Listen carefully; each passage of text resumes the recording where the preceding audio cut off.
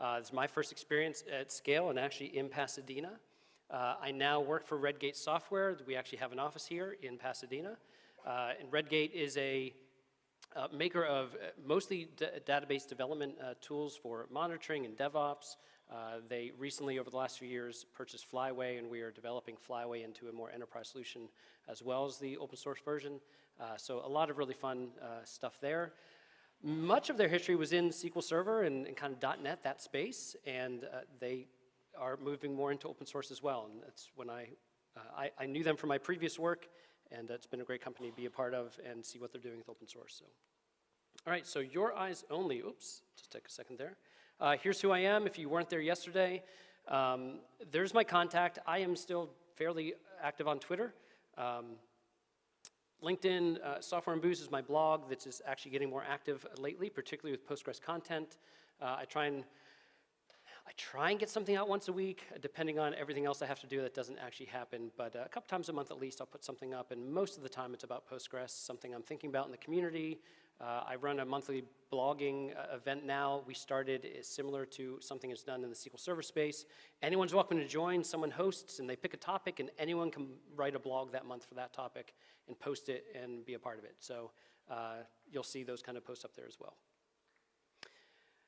As I said yesterday, and I lied a little bit, so this is where my presentations go. This one and the one from yesterday are not up there yet. I have to sit in the airport till midnight tonight, so I figured I would just get these up tonight when I'm sitting in the airport with nothing else to do. I wanted to make one other change from yesterday's, and honestly, I just didn't get it done last night. So these will show up there probably tonight, early tomorrow morning. And there's other talks I've given. They're usually broken out by Postgres or some older talks in SQL Server. Feel free to go look at that. It'll be the slides. Anytime I do a script, something like SQL, the SQL will also be a part of it in that folder. Really quickly, here's a little info about me. As I said earlier, I have a big family. My wife and I have been married for almost 21 years. We have 6 children. If you catch me the rest of the afternoon here and you want to talk about anything else, obviously I can talk about family all day long. I can find 100,000 dad jokes if you want.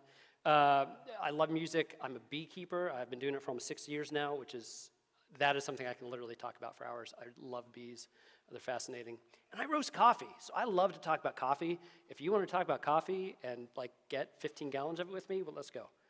All right, here's what we're doing, the agenda. A lot packed in here. Much like yesterday, this is the first time I've given this in total. I've taught through this before as part of a larger class, and there's been all these nuances as I'm going of things like, what would I want in an hour session, 45-minute session, to like just get the basics down, to get people a framework for Postgres privileges and security and roles. And so we're going to do our best to get through it. I think it's going to work. I've run through this a few times, and then I get here, and who knows what happens, right? And if we can then, at the very end, I have like a maybe 5-ish minute demo that would just kind of put everything in practice and make sure we're on the same page with it if we can get to it, okay?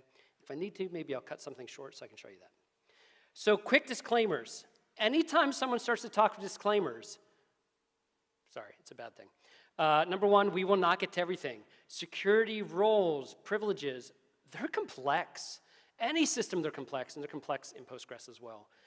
And it's been an evolving situation, which we'll talk about over time. Most of what I'm talking about is applicable to currently supported databases, right? If you are using an older version, Postgres 9, Postgres 8, heaven forbid, some of this will not pertain to you, all right? Hopefully that's not the case, just to say that not absolutely everything might work exactly as you want to say. And I hate to tell you this, but I'm likely to get something wrong here. And the reason is this is just complex. I've done my best, we've gone through it, people ask questions, I'm like, oh, that's a great question, I never thought about that. I'll do my best to answer and or point you in the direction. And then finally, it's just because roles, as I've said, are really complex. But, as we'll see at the very end, there's a lot that's being done. If you came to hear Magnus talk about Postgres 15 or 16, you've heard how the core team is really trying to address some of the problems around the complexity of roles and permissions and why it's a difficult situation within Postgres. And so it is getting better. Let's go ahead and dive in, okay? Here we go. I kind of want to be that. Don't you want to be that guy? Like, that looks fun to me. I'm not lying. All right, the building blocks. So here's what we're not really going to talk much about at all. You start with the server, right? So the red box is like the thing that you're running Postgres on. A server can have multiple versions of Postgres, and we call those things, the instance, we call them clusters. Now, is that a great term? No. Does everyone say that's a bad term? Yes. It is what it is. But we call like the running instance of the Postgres server a cluster. So you can have many of them running on a server if you want. They just have to at least be on different ports so that you have something to connect to.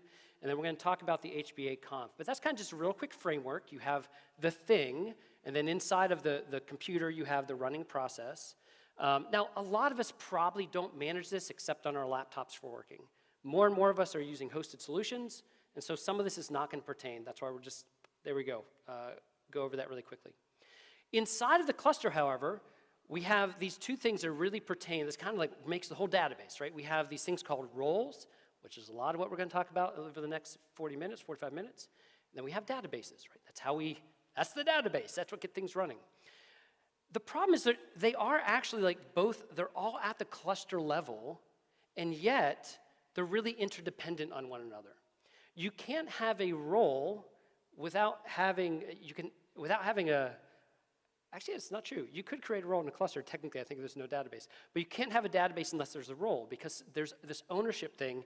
Everything within a database is owned by some role, and so they really are symbiotic. All right, so it's not like they are separate, but they are really coexistent with one another, and they really rely on each other for doing their work and understanding how things are set up within Postgres. So I'm just going to quickly see if the Redgate folks give any chuckle on, this is my old boss is the detailed person there anyway. And so we're going to talk about two things here, really. In grand total, this is about authentication and authorization. And so the first thing we're going to talk about is authentication. And so this is our really brief look into the HBA conf file. So authentication, assuming you know, in case you don't know, this is often called authn, and it is deciding, is this role who they say they are?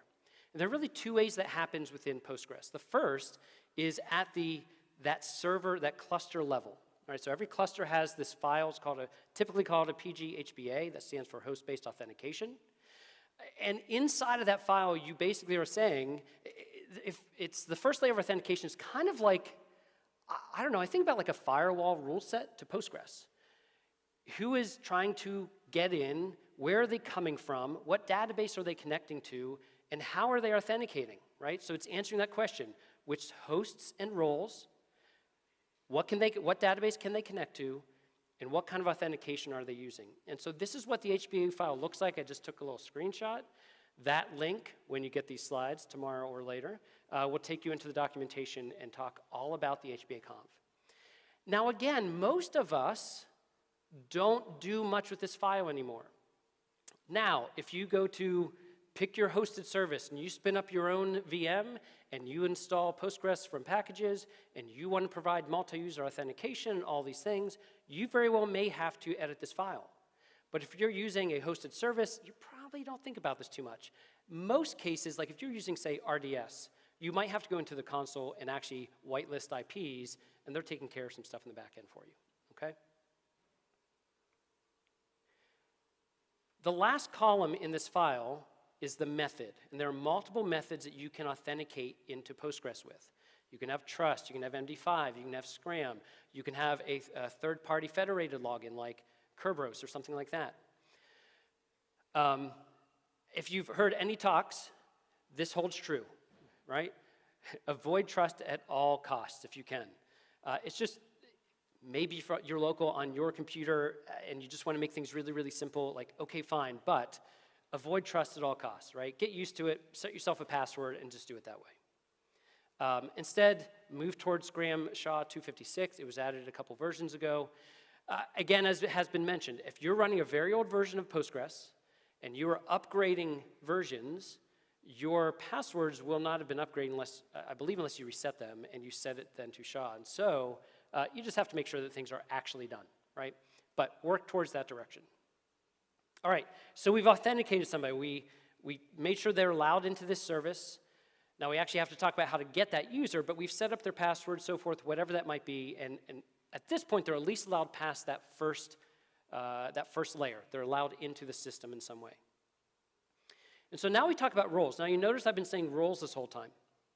And so roles really are the objects, they are the database principal that owns database objects, tables, functions, actually databases, all the things.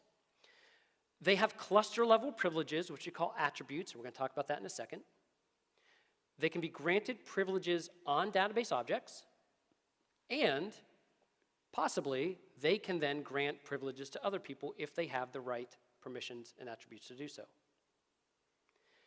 Users and groups, we're just used to talking about that, but again, in Postgres, the concept of user and group was actually removed or changed, I guess I would say, back in version 8, 8.1, 8.2. I think I have 8.2 on here.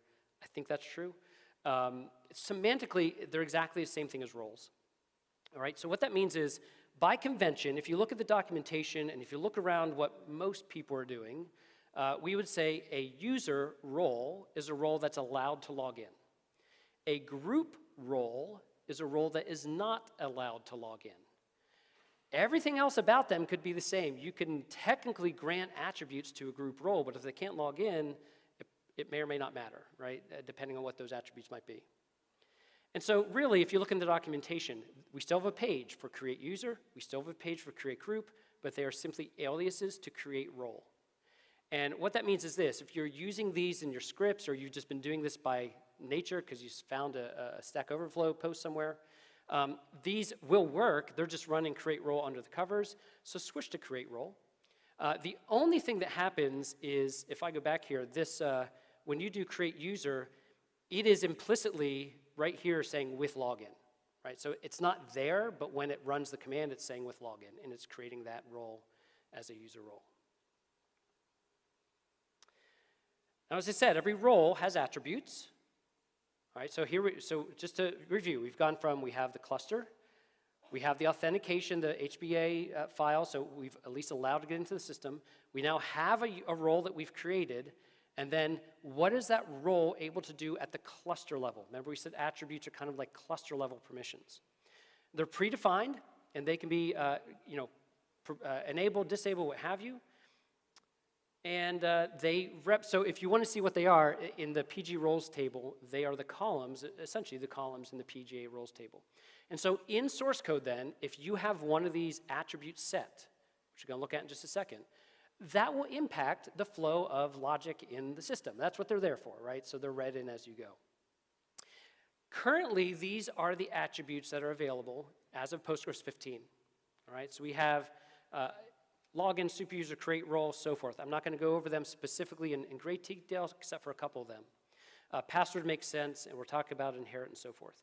So you can grant, essentially, it's not actually a grant, but you can set this attribute in the role when you create the role. So anything after the with, right? So with password, with inherit, you just chain those together, and if you do that, you are giving that role that attribute, that permission at the cluster. And so when you create a user by default in Postgres, if you did nothing else, if you just said create user with password, right, and you haven't modified anything, all users by default will be able to inherit privileges. We'll get to that later. And they will have unlimited connections. So you might have noticed there's one here, connection limit. Just by default, it's unlimited. We don't limit how many times a role can connect. All the others are negative by default. They are not granted by default. So you have to explicitly grant all of the others, okay? And so that's why, again, even password, you have to set the password. We're not going to say like, hey, you didn't give us a password. Maybe you're not doing password authentication. Who cares, right? Any questions on those first two? So we have kind of the cluster and the kind of the authentication, and now just the basics of the role. All right, let's go on to special roles. You've probably heard, again, if you've been using Postgres for a long time, or even a little bit of time, you've heard of Superuser. And I always got the image like, superhero come to the rescue. But the more you hear from everyone within the project and within the community, Superuser is much more like this. It was like bad, the one to rule them all. It can do anything it wants. Any Superuser can just wreak havoc, and you can't stop it. Okay, now I get it. You know, Sauron was stopped, don't get me wrong. But anyway, just go with me. Superuser is created at initDB, so basically when the cluster is initiated, that role is created by default. It is typically called Postgres. And the reason it's called Postgres is the way that the init process works. It's the process that is running. Whoever owns that process by default is what the user is called. And so in most cases, it's the Postgres process, so it's called Postgres. You can change it. I don't know. I don't know if it matters or not. I've never honestly given it much thought, right? And the thing about a super user, when you have that one flag, right? I normally don't do this, but I'm going to go back real quick. When you have that one flag, super user, all the others, quite honest, don't matter. Like, we don't check anything if you have super user set. Right? So it bypasses all authentication, all authorization stuff, privileges, except for login. So you can stop a super user from logging in. You can revoke login. Right? But as long as they are allowed to log in and they successfully log in, from that point forward, super user can do whatever they want. And no, just, kind of like imagine it in code. It's like if privilege, whatever, or super user, boom, just do it. It doesn't matter. So treat it kind of like root on Linux is the way to think about it. And you've heard, again, I've heard both of Magnus's talks about Postgres 15.16, and at least once in both of those talks, don't use super user. You shouldn't need super user. And we're going to get back to that. Ooh, is that the rain? Dude, all right. All right, I'll talk a little louder. No, I don't need to do it. Most cloud providers will not give you super user. Makes sense, right? And again, as I said, Magnus has already told us, you shouldn't even give yourself super user. So you have it. If you spin up a Docker image, Postgres is there, you log in, you're super user. Create another role for yourself so you get used to it. Right? We're going to talk in a second about what you should do. But if you're always running everything as a super user, then it doesn't matter what you do with permissions. Like, you're never going to be stopped. So you won't learn how the permission system works unless you start to use this as a non-super user. Instead of Sauron, we want someone who's super user-like, a kindly king, right? And so what is often termed, what's shown in documentation and what a lot of people recommend is what we would call something super user-like, right? A user that has enough permission to do the things you would need to do within the system. Typically, that means that you give someone with a create role privilege so they can create other users, they can manage other users, things of that nature within the cluster, and maybe create DB. So again, if you are using a cloud environment, there's a very good chance that the role that they gave you to log in has these two attributes set, right? Because you probably can create other users as that role, and you may or may not, depending, be able to create another database within that system. The only thing this really stops you from doing, and then again, I showed you the list of attributes, you can go read about them, I gave you the link to it. Some of the others might be necessary for what you're doing. They may have been granted to you, so replication, for instance. The user they gave you may have the replication attribute set because you may need to do replication as that user, right? Or they may have provided one for you in some other way. Really, the only thing that initially came to mind that most people would care about if you are not super user might be installing some extensions. You can create extensions that actually require that you are super user to install the extension. So there's a check when someone makes an extension, one of the things they can set is that. So it might affect you in some way. Yes, there are other things that at a really high level you probably need super user for. Most of the time you really shouldn't, all right? Now the other special role that we talk a lot about is the public role. And I'll be honest, for a long time I didn't fully understand public. Like I knew it was there and I knew it was doing something, and I didn't really understand why. Kind of moved on. And as I have had to dig into permissions over the last couple of years, I've come to understand it better. So public is a role that exists, but you can't do it. It's just implicit. It's part of the code base, essentially, right? So you can't get rid of it. It just is there. And the public role can't be deleted, and everybody is implicitly granted membership in this role. So we're going to talk about inheritance a little bit later. And how roles can chain together on one another. But every role you create is a part of at least public, right? Public may have no privileges at all. It does, we're going to talk about it in a second. But it may not, it doesn't matter. You will just always implicitly have access. You will be a part of public. So if, as an administrator, you grant something to public, all the roles get it. Mostly, again, assuming they have inherit. So what that means is, and by default, this is what public has. So when you spin up a new instance of Postgres, public always has connect, usage, temporary, and execute. I'm going to give you a link in just a couple slide or two of exactly how to go read about all of these. It's actually on 2 different pages, and so I'll show you that in a second. What that means is that's how we can connect to the database. Right? So connect is granted on public. Everybody has membership in public, and so as long as, and by default, public has usage on every database, and so I can connect to the system. It doesn't mean I can do anything else, but I can at least connect to the system because I am part of public and public has these attributes, or these permissions, these privileges, okay? On Postgres 14 or lower, it also has the create privilege on the public schema. Over the years, we have come to realize that is a security issue, which I'll talk about at the very end, and so beginning in Postgres 15, that is no longer a default. So in Postgres 15 and above, if you spin up a brand new image and you log in as Postgres, you create a new user, log in as that user and try and create a table in public, you cannot do it anymore. Now that could bust a lot of things because people are just so used to being able to do that, right? Whether or not you should always use public schema or not, that's just what people did. And so this will cause issues as you upgrade with new users. Now again, if a user already exists, they already have that permission. So that doesn't change when you upgrade to 15. You would have to officially revoke that privilege. So the security best practices are, and this has been talked about a few times, going back years, like a security bulletin put out that said, look, we've come to realize that giving create and some of these permissions on public is kind of a bad thing. And so we can't do it in core, at least not yet, because it backwards compatibility. Postgres is really big about making sure we're as backwards compatible as possible, right? And so we can't just get rid of it. So instead, we recommend every time you spin up a new instance of Postgres and a new database, if necessary, you revoke all permissions on schema from the public role. And then probably you will want to revoke all on each database. The only reason I say probably on the second one is that if you revoke all on the database, then you now have to go and explicitly allow connect and allow usage on all the roles. So there's a balancing act, and we'll talk about how you can chain those together, and you could do that on your own so that you have a little bit more control if you need to.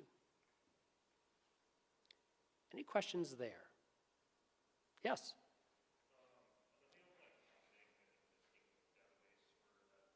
Tell you what, microphone's coming there.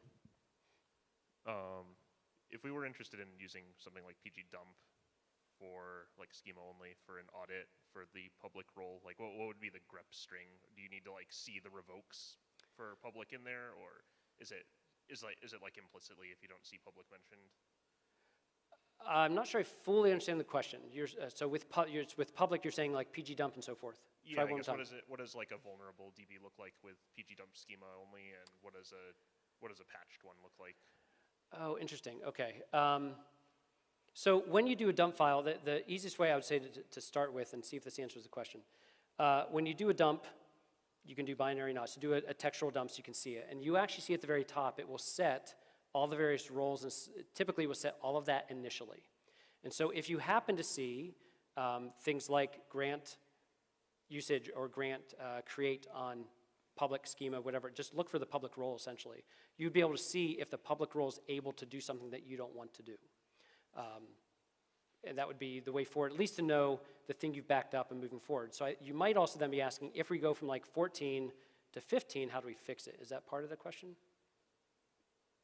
Yeah, I guess I was maybe looking more towards like that sort of like implicit, like even if you don't explicitly grant a lot of these things to public, like does that show up in a schema dump, or is it kind of like you need to keep that in the back of your head as you're parsing this? And is there maybe like a difference between what the same schema dump with these roles looks like in 14 and 15?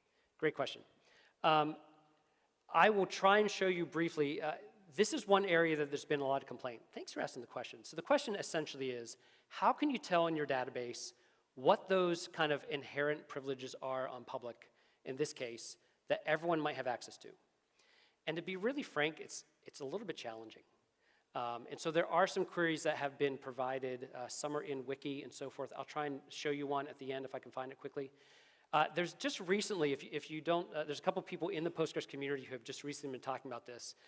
One is Henrietta. She's actually written a book with her husband. And she's had a couple of blog posts recently, some good back and forth, like, why is this so hard? And that one specific thing of how, we have lots of pSQL commands that will say, in this database, what are my default permissions, things we're going to get to. But just to say, right now, this moment, one command, show me the default permissions of everybody, and is something bad. And actually, it's a little bit challenging. And so if I don't remember at the end, come up, or I'll try and see if I can work that in. Great question. Thanks for sticking with me and clarifying that. All right, so authorization. All right, so we've authenticated, we know who the user is, and now we need to, do they have some of these other attributes, what have you, and now we need to actually decide what are they allowed to do. So authorization is as an authenticated user, essentially, what am I allowed to do within the system, right? So in this case, it's the database or the cluster level. There are specific permissions at really the database and the schema level. All right? So this is not stated anywhere in the Postgres documentation, but when I look at the way that Postgres handles things, I look at it as if they really, and it makes sense to me. Postgres has been developed kind of on the Unix, Linux system for a long time. The principle of least privilege is just kind of an inherent part of that mentality, and that's that privilege system, right? So you will not find principle of least privilege in the documentation anywhere, but that's how I see this working. And what this means is roles are provided the least amount of access by default, essentially, right? So when it comes to a database object, every role must be given explicit access. At some way, we're going to show you each of those ways. Owners of objects, or super users, are the only ones that can alter access or privileges on an object. Again, we're going to talk about it. If I create a thing, doesn't mean that you can see it yet. Right? Doesn't mean you can do anything with it yet. Even though it's there, we might have the same privileges, we might have the same group, it doesn't matter. I created it, I own it, it's mine first. Principle of least privilege. I have to now choose what I want you to be able to do with it. And then only object owners or super users can alter the object as well. So think about tables and views, for instance. When I create a table, this is something that trips a lot of people up in a multi-user environment, and we're going to work through that. So privileges, right, these are the database level object rights. They can be granted or they can be revoked. And then the one thing that I'll repeat a couple of times here, because this is maybe slightly different, well, maybe not, from things like Unix, or depending on your environment, you may have a place where, oh, everyone has access to this folder. And so I can place a file there, and every time I do, everyone gets access to it. Well, I set the permissions once, everything happens after that, and that's called masking. In Postgres, unless you do something, which we'll talk about, it doesn't matter. If I say grant everything to everyone right now in this database, and a minute later I create a new table, nobody has access to that table. Grants, revokes only affect the things in existence at the moment that command is executed, okay? So I've seen this a lot. I've done it a lot. Like, oh yeah, grant all on all tables to everybody. And then you're like, why can't I get into this table? Like, what do you mean? Oh, that's right, I forgot. Here are the privileges in Postgres 15, right? I actually don't know how often they have, I think it's been this way for quite a while. I can't think of a specific privilege that's recently been added, but I just went to the current documentation to make sure. The ones that are highlighted there and underlined, as I said earlier, those are the ones that by default public has, and therefore everyone gets unless you do something different with it. Now, here's how you grant. And I don't show revoke because quite honestly it's essentially the reverse, and I give you a link to the documentation, and there's only so much time. It's fairly simple once you know what you want to do, right? So every object in the database, a schema, a sequence, a table, a view, I could keep going, and my brain is not picking the rest out right now. Procedure and so forth for execute. They all have something, grant some kind of privilege, right? There's all these privileges. Depending on the object, depends which privileges are available. grant thing on thing to a role, right? So in this case, grant create on database, this database to admin 1. That means admin 1, in this case, create means they can create schemas, all right? So they can do things like that within the database. Grant usage and create in a specific schema to somebody else. So maybe you have multiple schemas, you have a dev team for your app, and you want them to be able to do something in that schema, like create tables, views, procedures, and functions, all right? And you work yourself down. And then maybe you have another level of privilege to someone who you don't want to be able to create, but they also need to be able to select and insert and update and so forth. So you can chain all these together, select, insert, update to all tables, to a specific table. Again, there's many permutations, and that's how you apply privileges to all these objects in your database. Again, remember that as soon as I execute any one of these commands, it only impacts what exists right now. Even if I say all tables in schema, it's only all tables in schema right now. It's not what I create tomorrow. Now you can fix that, and we'll talk about that in a minute. Question? On that last slide, grant create on database, does that mean, we can create schemas, we can also create tables, Yeah, great question. And that's actually the next slide. There are a lot of permutations. In that case, so a schema create means you can, database create means you can create a schema. Then you have to be given permission on the schema to create tables, views, objects, what have you. And again, unless you are the database owner, unless you're a super user, there's a couple of other things that can impact that. To find all those permutations, this is from the documentation. It's at the very, I think it's the last sentence on the privileges page in docs. And this makes sense, but as you start to see how this expands and all the little tentacles of privileges and all the different permutations, this is why and when it gets complicated, all right? I thought it was worth putting in there if you see these later. So here are the 3 pages. So basically the first page is what all of those permissions mean. So in your question, what does create mean? It lists what create means for each level that create can be given. The other 2 pages are like they are the examples. So create, and it has database. It has all the permutations of the things you can, privileges you can give on a database. All tables, individual table, sequence, a schema. So you just find the thing you want, but then often you're like, okay, well I can grant create on schema. It doesn't tell me there what that means. So I have to go to the other page and see, if you grant create in a schema, it means that you can create tables, functions, what have you, okay? So at least, again, download slides later today, or just go and you'll find it. The other thing I'll say, I think a few people, notice I have current in here. So the way the documentation is written, it is versioned, and for many years, there was a huge problem with Google where you would look up something and it would take you to a very old version, usually version 9 of the documentation, and that didn't work. They've actually fixed that for the most part, pretty cool, and so I now tend to try my best to put current in there, so you'll at least go to the most current version, and then you can click around and find the ones you want. All right. So we've done authentication. We've gotten into the server. We have created roles. We've talked about privileges. How can those roles do something within your database? And then we need to talk about inheritance, right? So how are you going to work all of this together? If I revoke everything from public, and then I create a role, now that role can't do anything, what do? Well, I could give privileges to every role every time, and that's really a pain in the rear. So instead, Postgres has this thing called inheritance on the roles. So by default, remember I said earlier, the slide, maybe 20 or 30 slides ago, the big red text, when you create a role, unless you do something different, it can inherit from other roles, and it has unlimited connections. Inherit means you can be granted membership in another role. So this is where it gets a little confusing for folks. It honestly gets confusing for me too sometimes. Remember, a role's a role. By convention, a group role is a role that cannot log in. There's nothing that stops it, but by convention, that's how we do it. A user role is a role that can log in.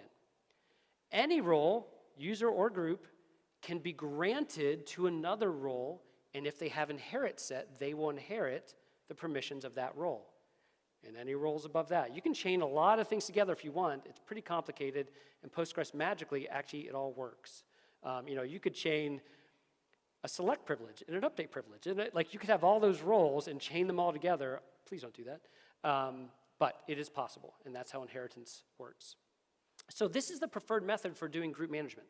Right? If I want to have a read-only role, then maybe I have a group that is read-only and it has select on all tables in this database.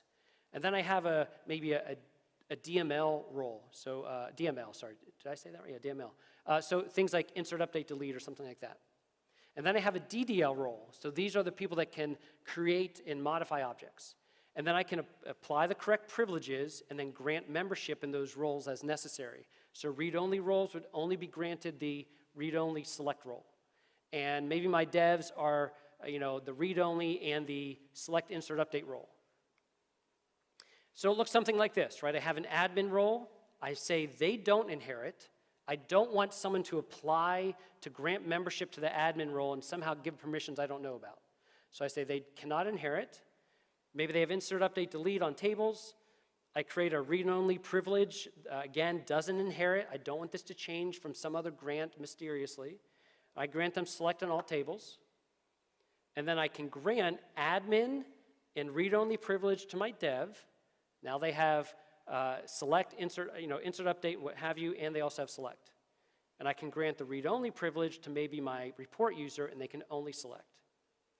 Now the one difference here is, again, right here, when I do that, does this affect everything for all of time?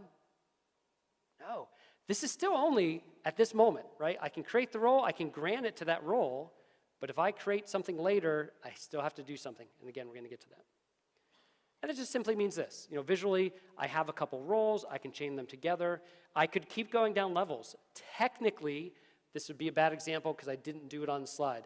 I could have maybe the middle layer here instead of a user would be another group called my devs, right? So they get admin and this, and maybe it's a dev role, and then, because I'm going to add something else to that role, and so, it's almost like a flow chart. You could just keep going on down as far as inheritance goes. And you can revoke membership in a role, just like you can revoke a privilege. All right, inheritance. This is all leading up to a quick demo, so hopefully this makes sense, and you're starting to understand how these all work together. Any questions? Super fun. All right. Object ownership. Wow, we are 6 or 7. This is trucking along. I'm excited. This is where most people, myself included, for a number of years, just kept getting confused. I didn't fully understand this, particularly coming from a different database system.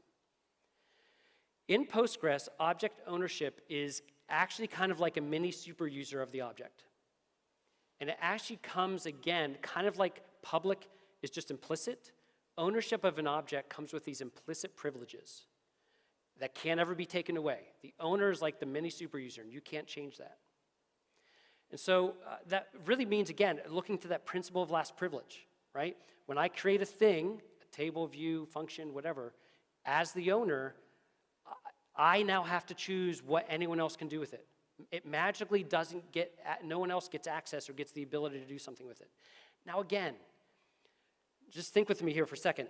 Something like a stored procedure or function, people will very likely be able to execute it because they are part of public, and public has been granted an implicit right to execute something in the database.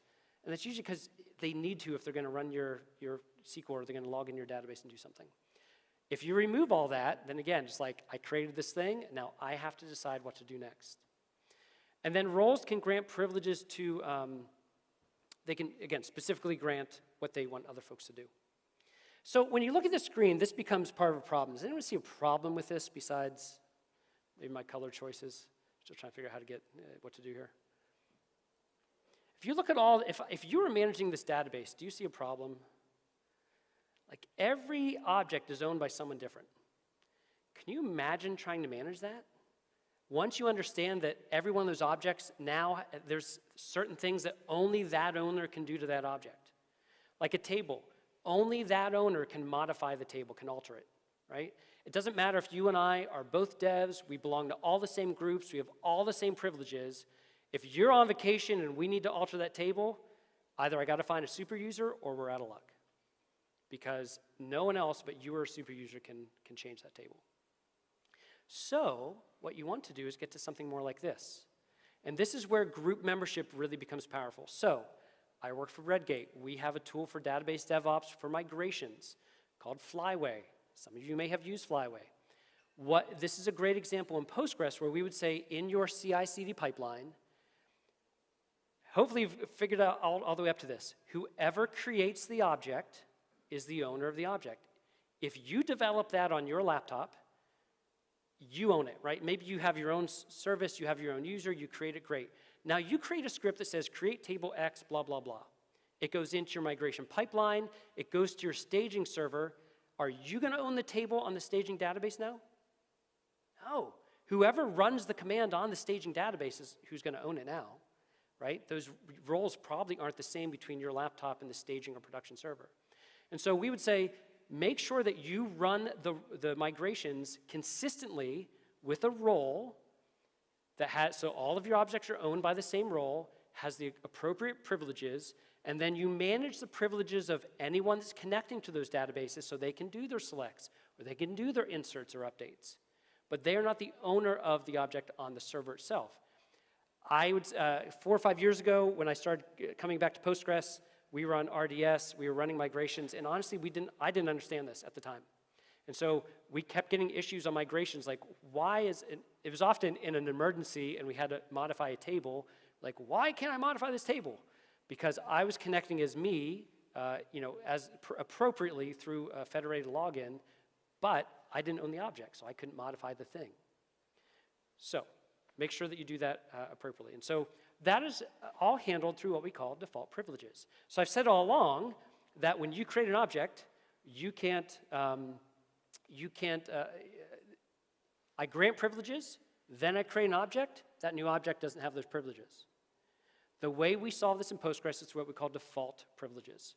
And so you can alter default privileges, but the only confusing part here, which is why I go back to this, try and get to a point where you have one role that is going to end up owning all of the objects. And the reason for that is this.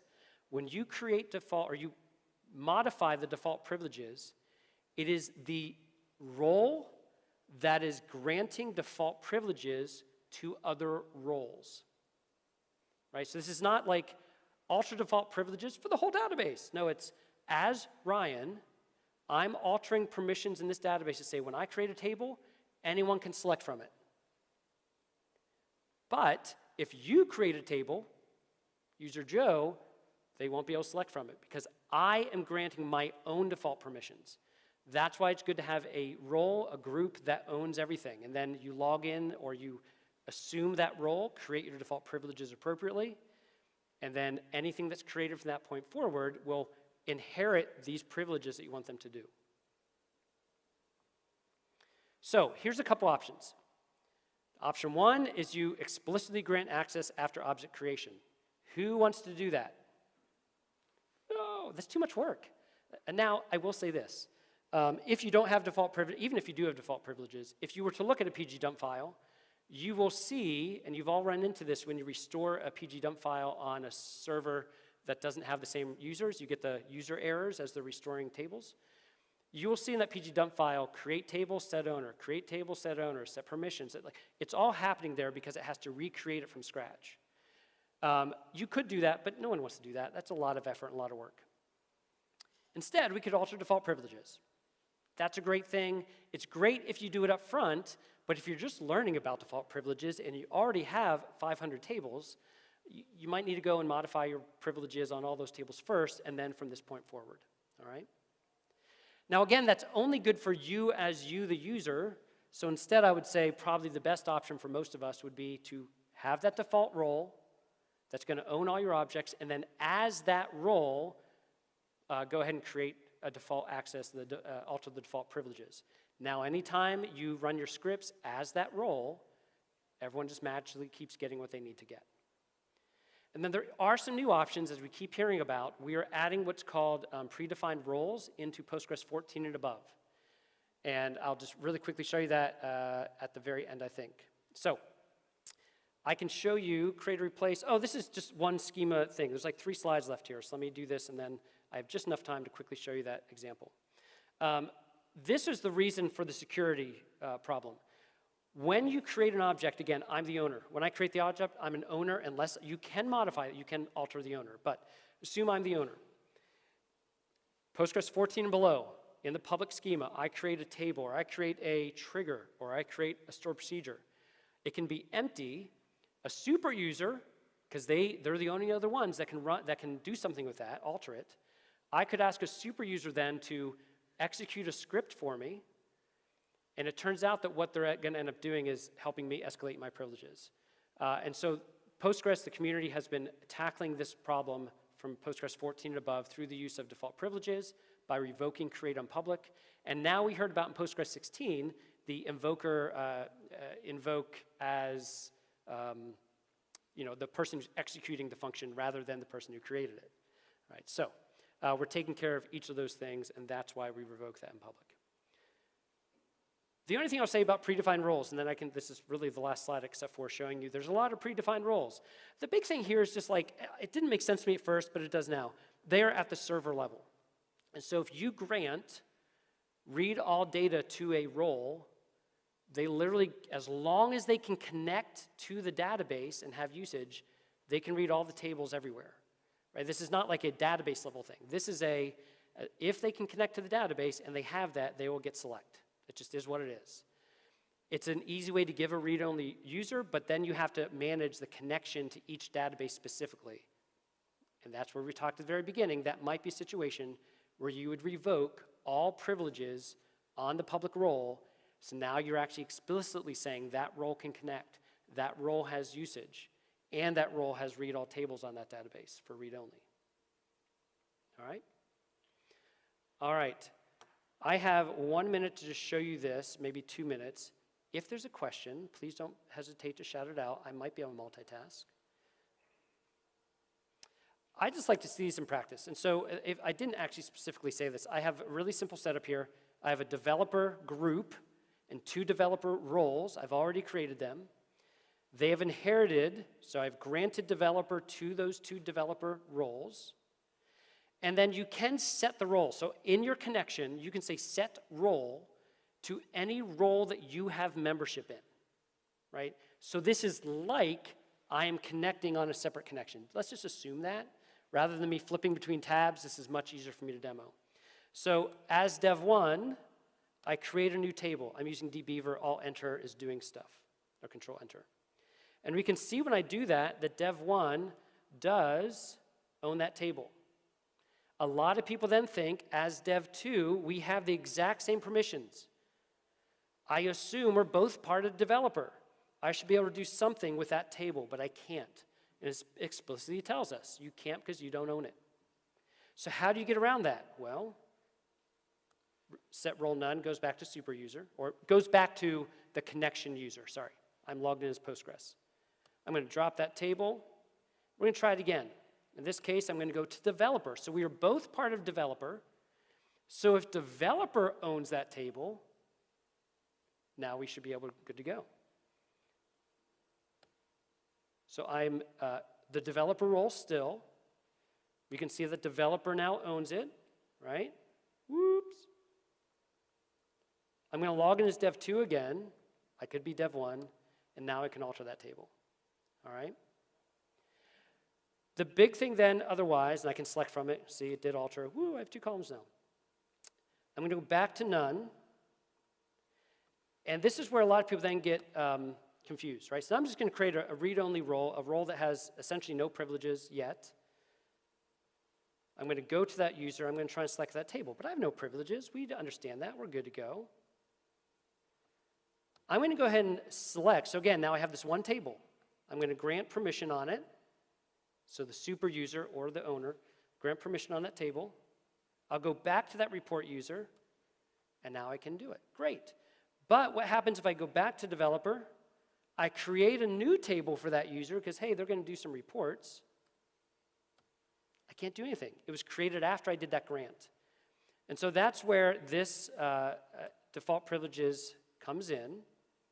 So I can go, again, it has to be the user that's going to create the object. I can alter the privileges. Now I can create the table, and now I can select from it. Easiest way to see default privileges, honestly, is in, let me see if I can get here. So you'll see that it's /DDP and pSQL. There is SQL to do it. It's slightly complicated, and you can find that online. This is essentially saying developer granted has all these privileges, and the developer role granted read to report user. Right? So now any table that I create in that schema will get select for the report user. Could have been public, what have you. And that is how you manage permissions. It can be a lot, but hopefully that is helpful to get you started. Please feel free to look on here. Probably before the end of the night, this slide deck and that script will be available and you can have fun. Thank you all. It's been a pleasure.